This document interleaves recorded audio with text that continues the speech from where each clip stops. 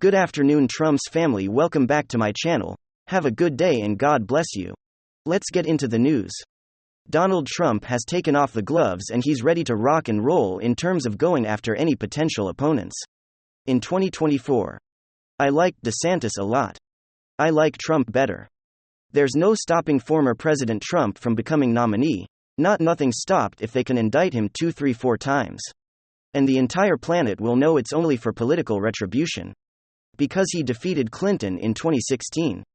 They called him everything in the book, accused them of everything in the book, they can't find anything. But you don't need to win a court case to indict somebody for political gain.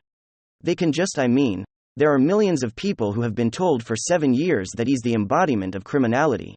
So that's a possibility that they indict him, even though they've been wrong about everything, has ever accused him of everything under the sun without any evidence. That's why he hasn't yet been indicted.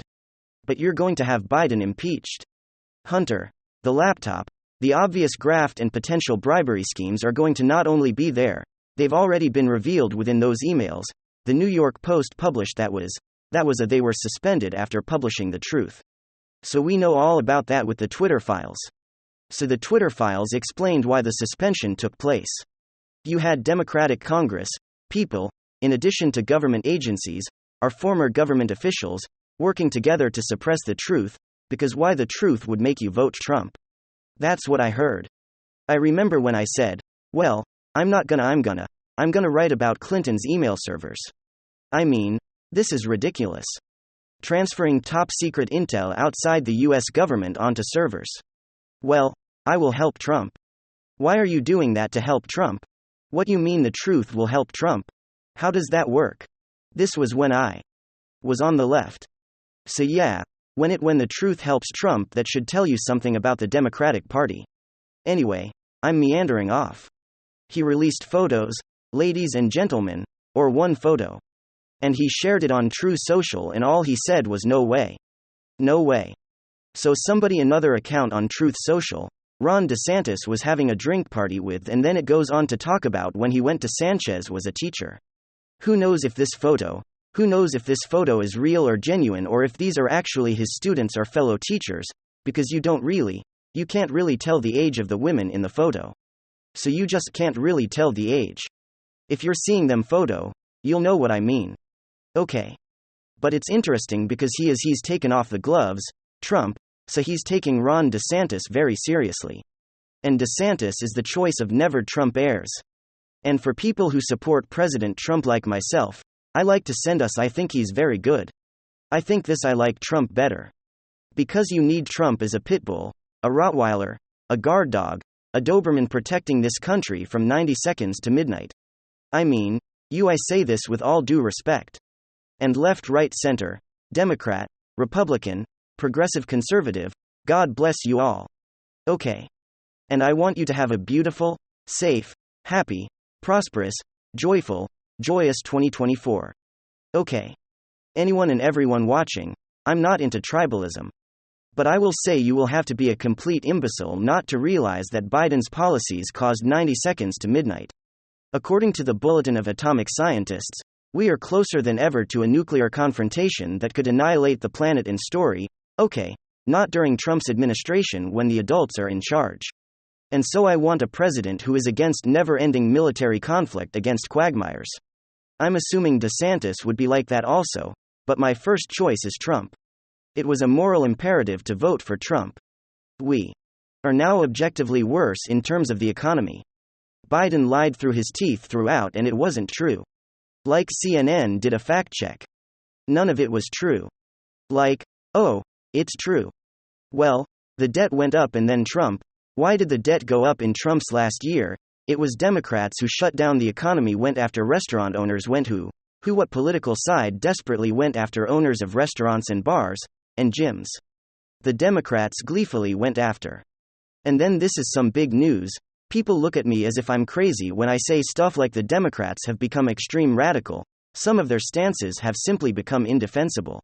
And in general public conversation, when I state something as a matter of fact, such as Democrats have become absolute lunatics and they support some of the most insane evil I could imagine. Generally, the reaction tends to be from people who aren't necessarily politically aware. Oh, but my both side isms. Oh, there must be more to the story. Surely they can't be that extreme. Surely they can support that. Oh, it's probably just a minority in the party that's saying that, but the whole party doesn't support it. Nope. Democrats are crazy. They support crazy and evil policies. And if you support Democrats, you are supporting crazy and evil. It's basically that cut and dry, that simple. And it's not just Democrats. It's Western liberals in general. And no longer can you left boys run away from the craziness. No longer can you claim, well, actually, that's not really happening, or that doesn't represent the party as a whole. No longer is that a viable defense? You can't deny it anymore. You can't try to divorce that for your side's political platform and activist platform. They're saying it out loud. Now it's associated with you and you got to stand by it. Of course, we're talking about gender-affirming care, which the political left is pushing on children. All right, folks. Take a look at the headline: Republicans fear love. Transgender surgery supporters occupy Oklahoma Capitol, demand no age restrictions for operations. Approximately 150 protesters occupy the Oklahoma State Capitol to protest against an age limit for transgender surgeries in the state, which was introduced in the bill SB 1-9 in early January 2023. The bill bans gender transition surgeries being performed on anyone under the age of 26, stating that a physician or other healthcare professionals shall not provide gender transition procedures to any individual under 26 years of age. Governor Kevin Stitt gave a public State of the State address in which he stood firmly on the position, saying we must protect our most vulnerable, our children. After all, minors can vote, can't purchase alcohol, can't purchase cigarettes. We shouldn't allow a minor to get a permanent gender-altering surgery in Oklahoma. The governor added. Oklahomans for Equality and Freedom Oklahoma were two of the groups present at the protest, sporting signs that read messages such as "You can't erase us," things Republicans fear, love, diversity and acceptance. On the Capitol floor, protesters are seen chanting "Trans Lives Matter" as they. The first hypocrisy that comes to mind is, of course, all the news outlets promoting the story as Braves stunning a peaceful protest taking over the Capitol building in Oklahoma. But of course, if Republicans do it, and when Republicans did do it, it's an insurrection. But I don't want to get distracted by the left-wing hypocrisy on that particular issue. I mean, what do you expect? I want to focus on probably one of the most important cultural issues that people aren't talking enough about. Left boys can no longer run away from this. You know, there's a lot of lefties who say, well, I just want to support certain social programs. I just identify more with the liberal side of politics. I'm not necessarily supporting this. I just want small social programs to help people, you know, compassion, helping people. Yeah, it doesn't exactly work that way. If you are on the left side of the political spectrum right now, this is what you support, whether you like it or not, because this is what Democrats, this is what Western liberals across Europe and North America are trying to do. This is what they're advocating and pushing for. In many Western countries, it's already gone too far. Let's not forget the story from British Columbia, Canada, where a BC father was sentenced to 6 months in prison for speaking out about daughter's medical transition. BC father who was unsuccessful preventing his 14-year-old daughter from medical gender transition was sentenced to 6 months in prison last week. That happened in April of 2021. And essentially what Democrats are standing for and proposing here is for more of that, more medical transitioning of young prepubescent children. The will of a confused child is to be met, concerned parent begone, some truly evil, wicked stuff. And this represents the whole. Joe Biden is on the record promoting child transitioning. So it was one of his White House-held secretaries. It's essentially become part of the Democrat platform to chemically and physically castrate young children without even a second thought, because it's supposedly the right ethical, moral thing to do. It gets frustrating feeling like a broken record, having to repeat the same things over again. But it seems as though the facts of these procedures aren't sticking. You know, people aren't generally aware of what it means to transition a child from their perspective. It's just a young boy identifying as a girl and dressing up as a cute little girl, but it goes way beyond that. We're talking, think about life-altering surgeries that you can't come back from. HRT, hormone replacement therapy, is one thing, but even that we don't necessarily have so much scientific literature and data on. We don't know how altering somebody's hormones at a young age affects them in the long term. And whether that's reversible. There's a lot to suggest that it's actually irreversible. But HRT is the lesser of the evil. What Democrat activists are protesting for here isn't HRT? It's not hormone therapy, taking pills that essentially emulate the hormone balance of the opposite sex.